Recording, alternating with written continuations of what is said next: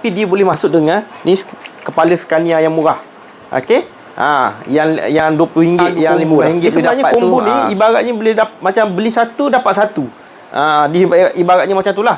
Nak beli satu-satu. Assalamualaikum semua dan selamat kembali ke channel Hairi Model. So kat depan ni, saya nak tunjuk sikit lah. Sebab mungkin ada siapa yang baru follow kita ke apa ke. So dia tak biasa tengok lagi aircon yang ni. First kita nak clear sikit untuk mana yang belum tahulah. So model yang saya buat combo lelon ni. Lelon ni sebelum ni kita ada yang combo kita buat sebelum ni lah. So ni yang terbaru lah. Combo yang terbaru. Sebelum ni memang saya tak ada bagi. Bila sebelum ni kita buat combo banyak, ada orang minta dia nak demand dua je. Selalunya yang hot item yang dua, yang top sale lah untuk kita adalah lolo-dep macam ni. Lolo-dep pula, cargo macam ni. Dengan satu lagi lolo-dep macam ni. Alright. So untuk kali ni kita buka. Akhirnya bila lama dah minta, baru kita buka lah. Kita buka untuk dua item ni. Dia combo hanya dua item ni untuk skala 150.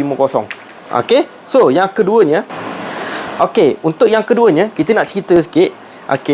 Ini skala 150, dia boleh masuk dengan kepala apa? First saya nak clear, kita tak ada jual kepala.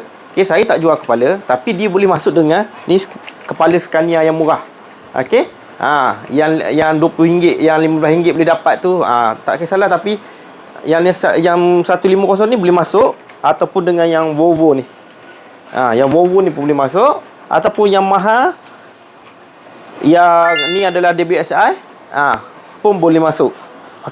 So kita clear bak kepala dengan bak ekor. So ada juga orang tanya, kalau saya nak beli 1 biji, saya nak beli satu je. Contoh dia nak beli saja. Dia bila nak beli satu je, automatically combo kita ni terbatal. Terbatal maknanya dia kena beli harga normal. Kalau harga normal, ada harga sama macam harga combo dah. Dia sebenarnya combo ni ibaratnya boleh macam beli satu dapat satu. Dia ibaratnya macam itulah. Nak beli satu-satu, memang saya tak bagilah harga macam tu. Sebab kita nak clear cepat, kita hanya clear bagi yang combo saja.